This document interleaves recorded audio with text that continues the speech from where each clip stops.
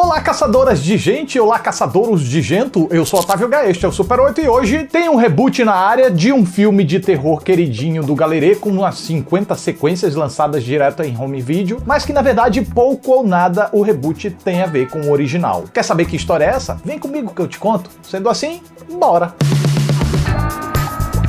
Pânico na floresta é soltar o barroso no mato e se limpar com folha de urtiga, escorregar e cair no próprio excremento, ou levantar se apoiando no dejeto alheio? Tudo isso e muito mais agora. Durante uma trilha florestal, 6 jovens decidem escapar um pouco da rota para desbravar a mata desconhecida a troco de nada. É então que se deparam com perigos que jamais poderiam imaginar. Enquanto isso, o pai de um deles fica preocupado com a falta de notícia da molecada e, como não conta com a ajuda da polícia, resolve procurá-los por sua própria conta.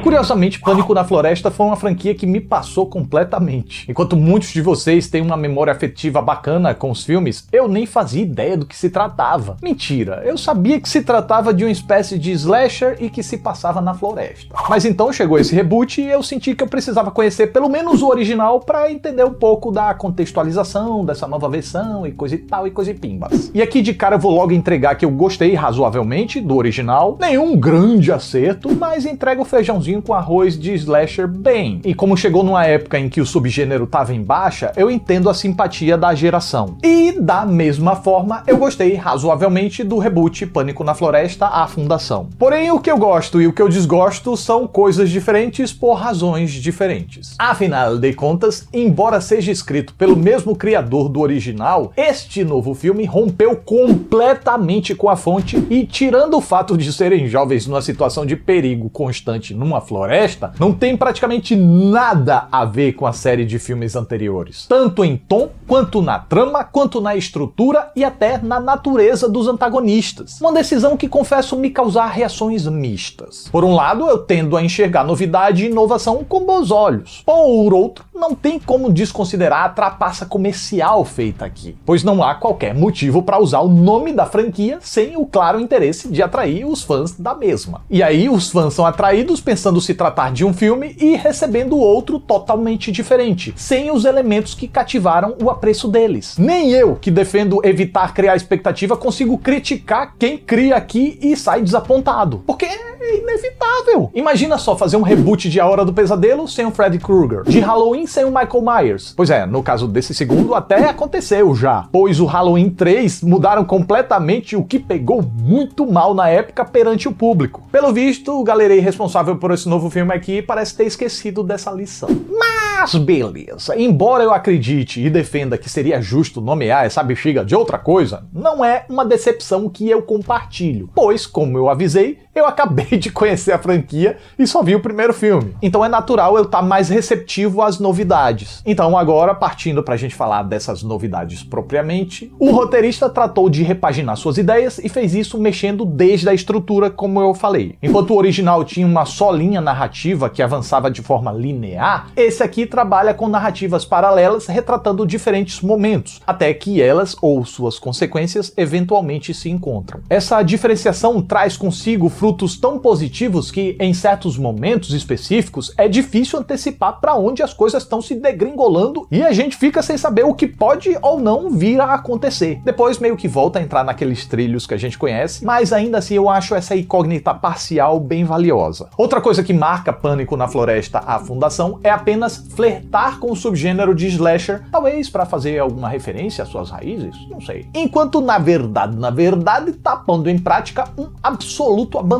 Agora o roteirista e o diretor optaram por beber da fonte do horror rural e do horror de seitas, correntes que andam em alta na atualidade. Assim, em vez de poucos assassinos implacáveis, brucutus e super resistentes, os antagonistas daqui oferecem riscos aos mocinhos por serem mais numerosos, sorrateiros, organizados e hábeis em armadilhas engenhosas. Desta forma, em vez de caçadas frenéticas constantes e somente horror físico, a gente tem mais confrontos verbais e ciladas psicológicas. Claro, sem deixar também de lado a violência, porque essa coisa psicológica acaba quase sempre trazendo consequências físicas. Bem marcantes e às vezes até excruciantes, vale dizer. Que bom, até porque romper totalmente com a grafia visual passaria do ponto de desrespeito com os fãs, né? Digamos que fizeram apenas uma conversão na forma de colocar a violência gráfica em prática, o que, creio eu, foi criativo e satisfatório. Porém, com essa conversão do slasher pro folk, do terror pro suspense, Pânico na Floresta 2021, mais do que perder sua essência, o que não é um problema necessariamente, como eu pincelei, perde também uma das suas grandes hastes de sustentação, já que o exagero e o lado burlesco dos tenebrosos e super fortes mutantes oriundos de anos de endogamia eram o que faziam a gente fazer vista grossa pros absurdos da trama. Pessoal se jogando de uma torre de observação pra galhos 6 metros abaixo e não se machucar, vilões onipresentes na floresta e várias outras coisas e decisões questionáveis que quem é fã certamente vai lembrar. E se isso não incomoda e passa de boas, é porque a aura do projeto é assumidamente exagerada e permite. Já aqui,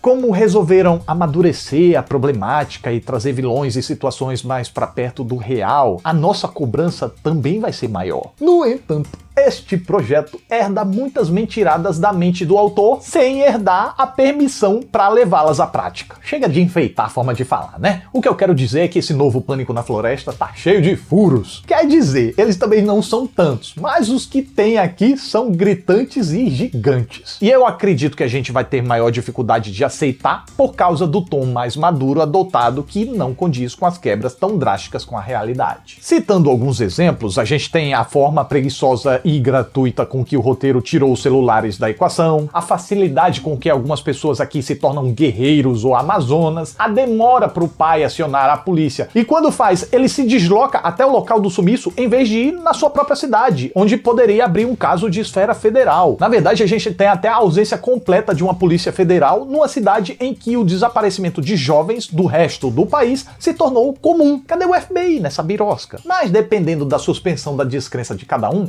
dá até para encontrar uma explicação superficial para isso e tudo bem, pode até passar. Agora, o epílogo é inaceitável. A falta de qualquer tipo de denúncia, que assistiu sabe do que eu tô falando, é uma verdadeira ofensa a qualquer ser pensante. E poderia ser contornável se o roteirista e o diretor quisessem, mas eles defecam e transitam. É quase como se pensassem: estamos sendo diferentão, então ninguém vai notar o furo disso. Só que o negócio não é um furo não, é um rombo. E outra, não é nem tão diferentão assim o que eles tentam entregar, já que esse tipo de extensão tem se tornado cada vez mais comum no gênero. Aí pra você ver, o filme quer ter uma nova roupagem moderna e realista, mas se fazendo de desentendido, elimina dois elementos essenciais que colaborariam para essa nova guinada: celular e polícia. Aí, galera, fica complicado de descer, sabe? Dá aquela engasgada, fica travada aqui, a gente precisa tomar um golão d'água para ver se desce.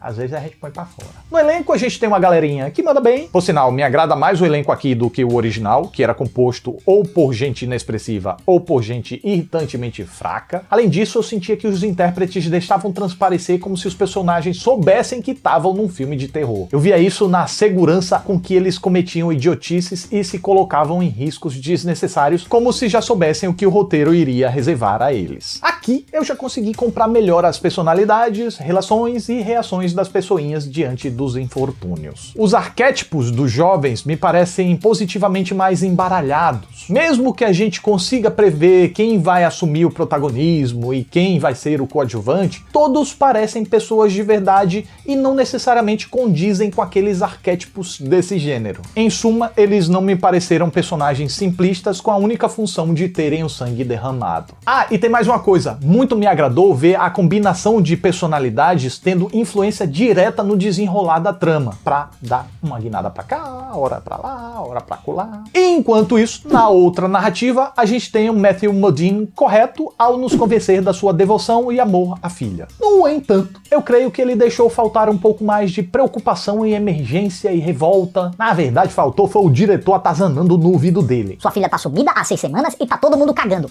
Reaja a isso. Quanto aos vilões, eu acho que o roteiro acertou em cheio enquanto mantinha um mistério sobre a natureza deles. Implanta situações que favorecem muito o nosso encasquetamento e arquiteta uma virada da hora que, por sua vez, traz à tona uma dualidade interessante sobre quem, de fato, seria o errado da história e quem teria provocado as reações de quem. Então até aí é show de boleta. O que talvez não seja tanto É como o roteiro esquematizou todo o contexto em torno desse pessoal. E aí eu volto àqueles tais furos. Para mim, faltou muito ao projeto lapidar melhor as sobras para fazer com que as ideias se tornassem mais fáceis de engolir. Pois sim, tem muita coisa indigesta aqui que a gente fica assistindo e pensando... Gente, como isso seria possível? Pânico na Floresta, a Fundação, se apresenta como um remake, mas oferece uma trama completamente repensada e de uma forma que se leva muito mais a sério. Porém, apesar de entregar alguns bons acertos que fazem valer a experiência, sofre com duas escorregadas que exigem um cadinho do espectador e por isso pode cair no nosso conceito. A primeira é não trazer qualquer elemento da franquia que lhe deu origem, fazendo merecer o título que tem e decepcionando com razão quem esperava encontrar alguma relação